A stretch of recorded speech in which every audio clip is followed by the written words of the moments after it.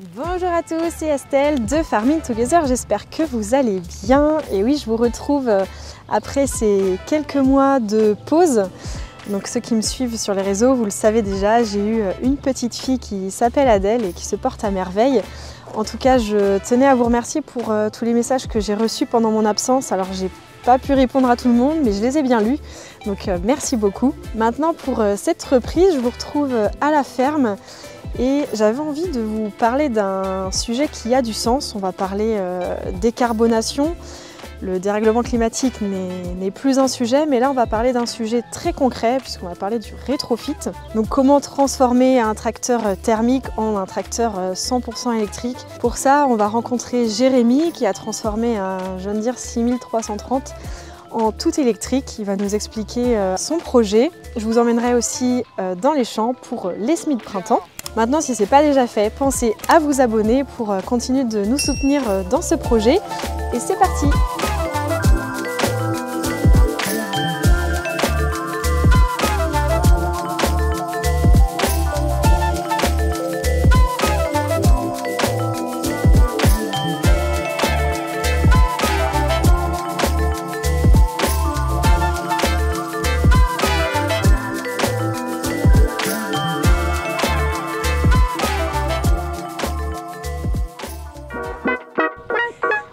Allez, on est parti pour les semis de printemps. Aujourd'hui, on sème du chanvre. On est à 40 kg/ha en densité. Alors pour le réglage de la profondeur, on va essayer de trouver le bon compromis parce qu'on a de l'humidité en profondeur, mais c'est très sec en surface. On a un petit vent là en plus très desséchant. Donc on va essayer de trouver ce compromis pour qu'elle soit pas trop profonde, parce que ça reste une petite graine, mais pas trop en surface non plus, sinon elle risque de ne pas germer. Donc on va essayer de régler ça, je vous y emmène.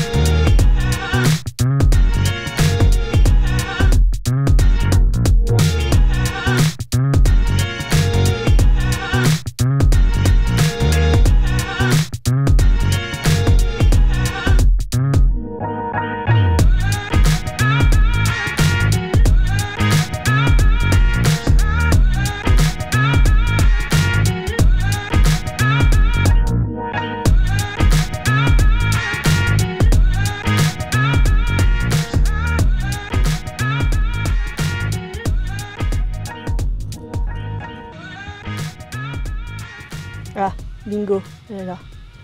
Bah nickel, elle est vraiment juste là dans l'humidité, tu vois, juste là. Elle est impeccable, elle est juste comme il faut. Enfin, on doit être à 2 cm et demi quoi.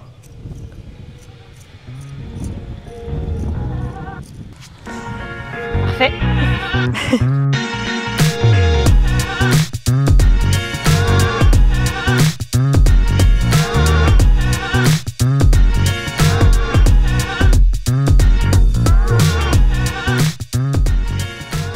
Je vous emmène maintenant rapidement dans la parcelle en bande où on va passer un petit coup de scalper avant les semis de tournesol.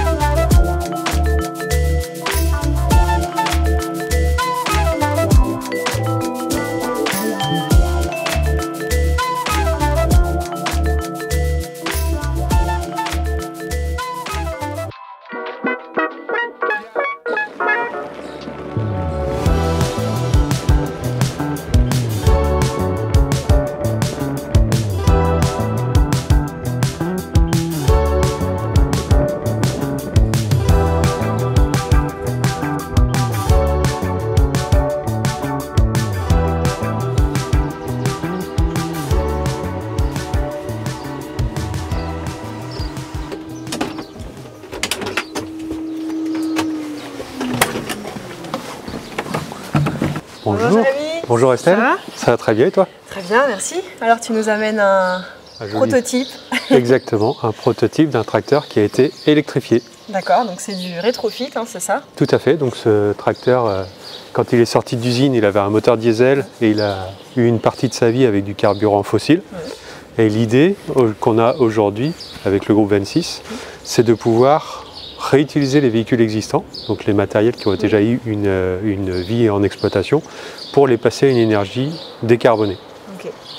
Donc concrètement, un agriculteur qui a un tracteur en panne, le moteur a des travaux à faire dessus, tout le reste du tracteur est bon, le châssis, toute la cinématique est bonne, en fait vous faites du rétrofit, donc vous ajoutez une batterie, un moteur électrique. Exactement, donc on va commencer par prendre le tracteur, donc ça peut être suite à une panne ou vraiment une volonté de pouvoir changer d'énergie ou d'avoir une maîtrise du coût de l'énergie. On va en parler un peu plus longuement dans la journée. Donc on prend le tracteur existant, donc l'avantage c'est que ce tracteur est déjà amorti économiquement pour l'entreprise parce qu'on va travailler plutôt sur des tracteurs qui ont au minimum 5 ans. Pour avoir justement passé ces caps d'amortissement, donc une valeur qu'on appelle comptable 0. Et donc on va retirer le moteur thermique, les réservoirs, l'échappement, tout ce qui ne sert plus à rien. Et on va intégrer une solution complète, un moteur électrique, un pack batterie et une gestion qui permet en fait de le faire fonctionner dans l'environnement du tracteur d'origine. D'accord. Par contre, tout le reste, la boîte de vitesse, tout le reste, ça reste, c'est d'origine. L'avantage premier de tout ça, c'est qu'en termes de coût de maintenance, aujourd'hui, on a une maîtrise des coûts, puisqu'en fait, après le moteur, tout est d'origine. Donc, l'accès à la pièce de rechange, la facilité de maintenance, la connaissance du produit par déjà les concessionnaires de la marque sont tout de suite très intéressants pour maîtriser les coûts de maintenance. Là, je comprends. Et donc ça veut dire que ce pack de rétrofit, il peut être réutilisé si demain le tracteur, je sais pas, la boîte de vitesse lâche ou autre chose, mais qui ne concerne pas la batterie et tout le pack de rétrofit, vous pouvez le reprendre et le mettre encore sur un autre tracteur, quoi. Oui, tout à fait, pour n'importe quelle raison. Après, l'avantage, c'est que derrière le moteur électrique, toute cette mécanique est reconditionnable, peut être reconditionnée. Donc le produit déjà aura une longue durée de vie. Et ensuite, en fin d'exploitation, quand le tracteur commencera à arriver au-delà de 15 ans, on pourra se dire que là, il a quand même bien vécu. Le kit de rétrofit a été développé pour être récupéré et réintégré dans un tracteur plus récent. Donc ça permet d'amortir ce rétrofit encore plus longtemps. Oui, c'est vraiment une longue durée de vie. Pourquoi? En fait, l'usure du moteur électrique n'est pas un sujet. On n'a pas de pièces d'usure dans des moteurs électriques actuels. Le seul point de vigilance sera l'état d'usure des batteries. Et là, aujourd'hui, nous, on travaille avec les fabricants de ces batteries, fabricants français, Forsee Power, justement, pour comment on va réutiliser, comment on va prolonger la durée de vie de la batterie. Donc au bout d'un premier cycle d'exploitation avec le kit de rétrofit. Et on imagine que le pack batterie, par exemple, pourrait être réutilisé pour stocker de l'énergie photovoltaïque dans un coin de la ferme pour pouvoir ensuite restituer son énergie en fin de journée dans le tracteur. En fait, il y a tout un tas de réflexions sur comment on va réutiliser ce pack batterie, comment on va lui prolonger sa durée de vie. D'accord. Donc tu parles de photovoltaïque. Donc c'est la même chose, hein, un agriculteur qui a des panneaux photovoltaïques sur ses hangars, il peut utiliser aussi cette énergie pour le recharger. Pour utiliser son tracteur. En effet, le premier prototype, donc là le 6330 de chez John Deere n'a pas été choisi par hasard puisqu'il correspond plutôt à un valet de ferme aujourd'hui, donc qui ont des cycles d'exploitation assez aléatoires, mais en fait des besoins énergétiques assez faibles finalement dans la journée.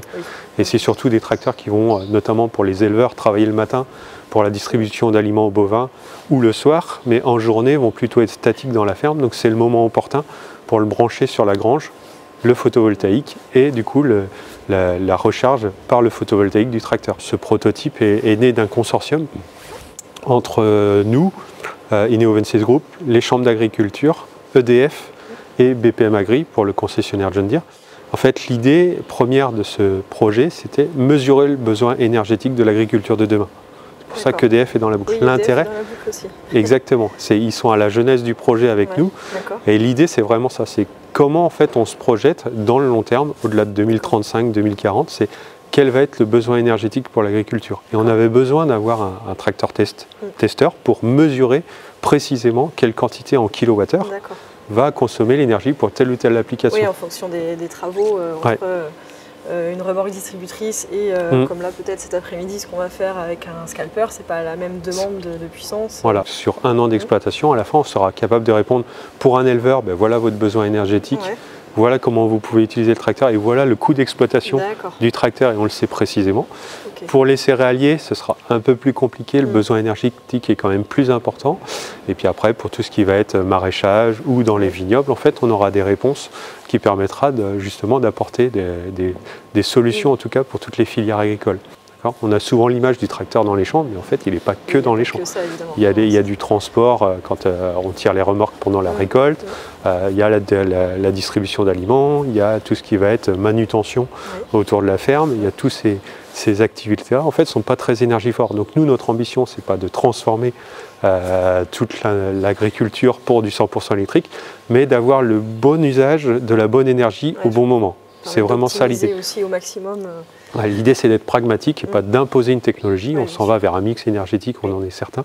Par contre, si on arrive à réduire au maximum en fait, le besoin énergétique, si on arrive pour les 80% de l'activité agricole à passer à une énergie décarbonée et sortir de l'énergie fossile, et pour les 20% restants, dans ces cas-là, les biocarburants peuvent être la solution. Parce qu'en termes de puissance, c'est pour ça aussi que vous travaillez peut-être sur un tracteur plutôt comme un valet de ferme.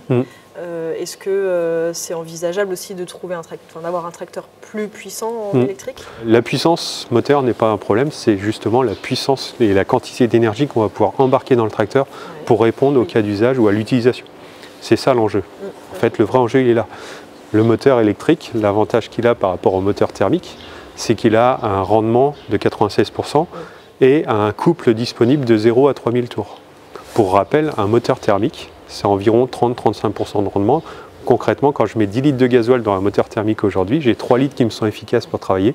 Le reste va se gaspiller en chaleur-frottement par conception. Un moteur thermique aura un couple maxi, c'est ce qu'on appelle la zone verte, plutôt entre 1000 et 1800 tours en fonction des puissances et des marques de moteurs.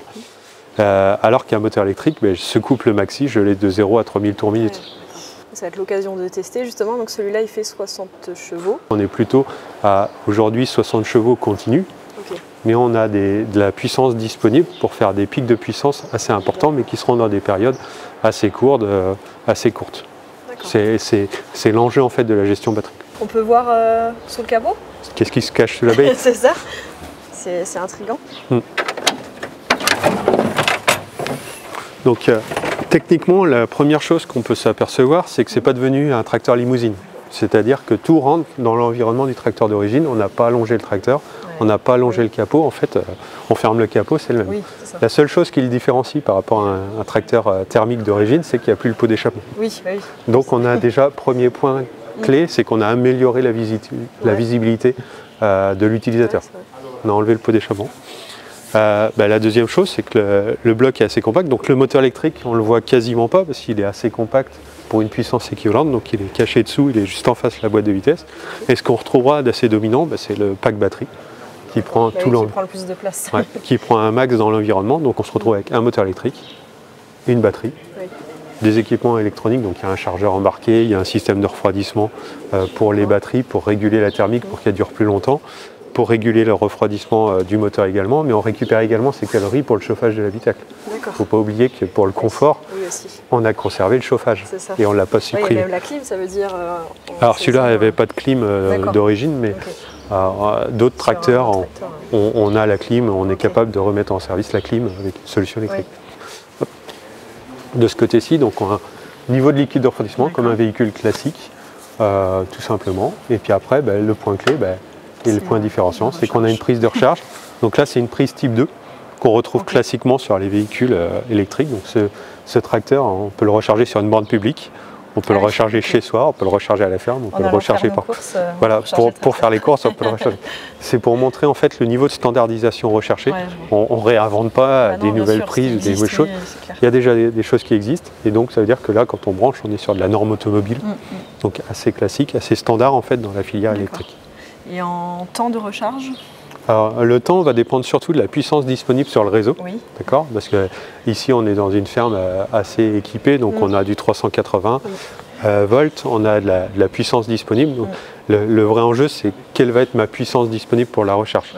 Et globalement, là, alors pour celui-ci, on a un chargeur embarqué qui fait 11 kW et une batterie de 48 kWh. Donc en gros, si vraiment je suis totalement déchargé, il va me falloir 6 à 8 heures de recharge complète parce que mon chargeur est de taille raisonnable pour aller à 100%. Okay.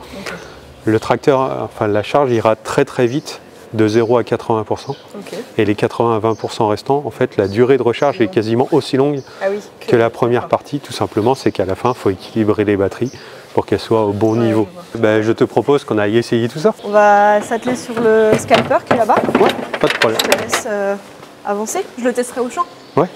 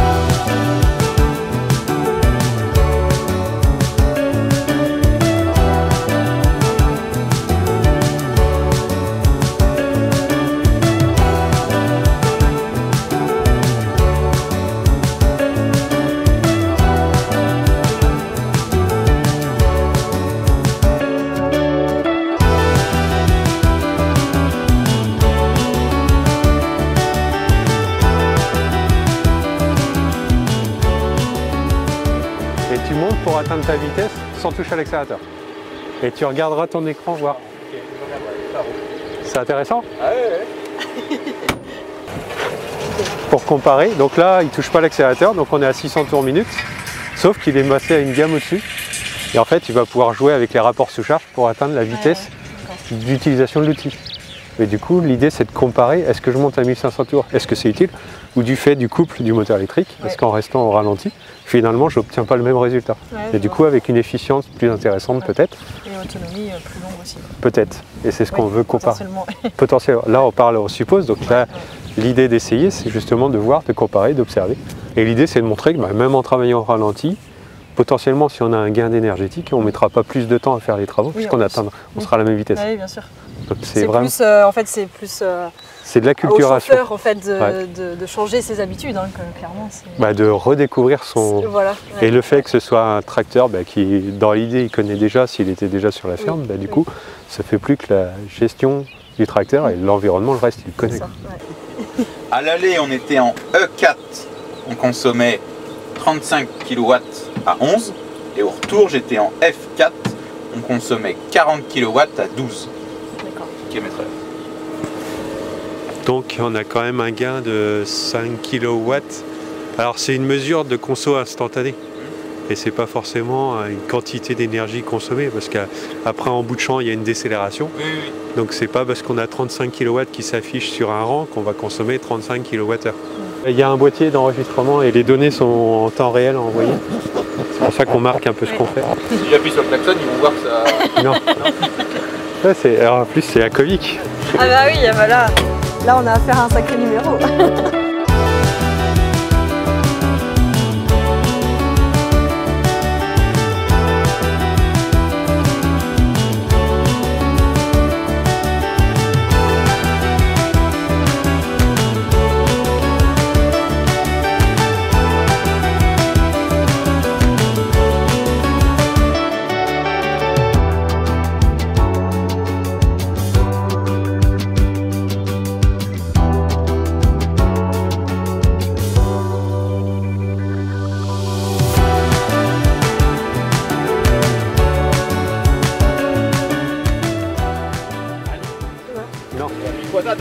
Oh, oula, tout va bien, tout est sous contrôle. On sera coupé au montage. C'est ça.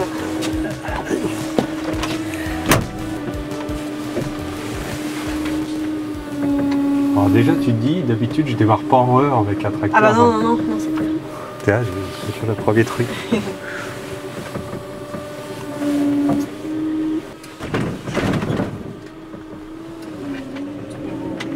Là, on y va là. Et donc là, il se bride en fait du coup. Ouais. C'est ça. Voilà, avec un ensemble comme ça, l'agriculteur, il améliore son impact carbone en tout cas. Son bilan carbone. Sur différents aspects. Le premier aspect, c'est déjà devenir indépendant énergétiquement. Il ne faut pas oublier qu'en France, on est 100% dépendant en importation des énergies fossiles. Donc à un moment donné, la question c'est de se poser, c'est est-ce que, au même titre qu'on veut avoir une alimentation locale, est-ce qu'on peut aussi avoir une énergie locale pour faire avancer nos métiers, et surtout les métiers agricoles. Donc, surtout qu'en France, on produit l'électricité. On produit massivement de l'électricité décarbonée par le nucléaire, mais aussi les énergies renouvelables type éolien, photovoltaïque. Donc on a tout à fait suffisamment d'énergie pour faire avancer notre agriculture. Et donc ce tracteur est un premier pas vers une décarbonation réussie, parce qu'en fait la conversion du tracteur se fait en local sur nos territoires. On n'est pas obligé d'importer un tracteur de l'autre bout du monde. Oui, c'est aussi quelque chose d'intéressant en fait, soyons pragmatiques jusqu'au bout. Et la prise de force marche du coup, ça fonctionne classique. Ah bah oui. L'idée c'est vraiment de s'insérer en lieu et place de l'origine, et pas de rajouter de la complexité. Et donc là tu as baissé de combien en profondeur là sur là ça gratte plus ça. À peu près. On a 3 kW de plus. Ouais, ça. 1,5. On va consommer 2 à 3 kW de plus. En instantané. En instantané.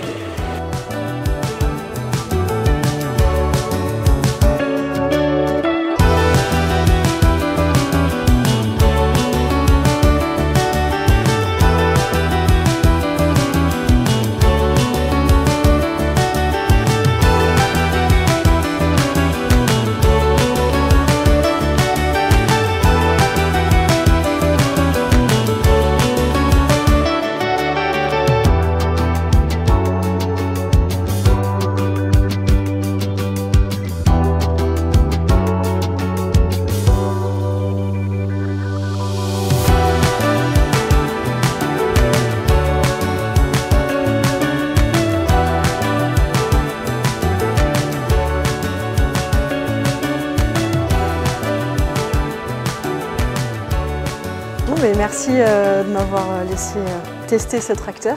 Avec plaisir. C'est vrai que c'est hyper simple d'utilisation, c'est-à-dire qu'il n'y a rien qui change dans le tracteur en fait, on n'est pas perdu. Il y a peut-être une petite adaptation sur la conduite, mais c'est vrai que tout le reste, il n'y a rien qui change. C'est bien, puis on entend l'outil, ça c'est l'avantage de l'électrique, c'est hyper bien. Ça s'utilise comme avant. Oui, exactement. Ok, parfait. Donc maintenant qu'il a bien travaillé ce matin, on va aller se restaurer, on va aussi le recharger.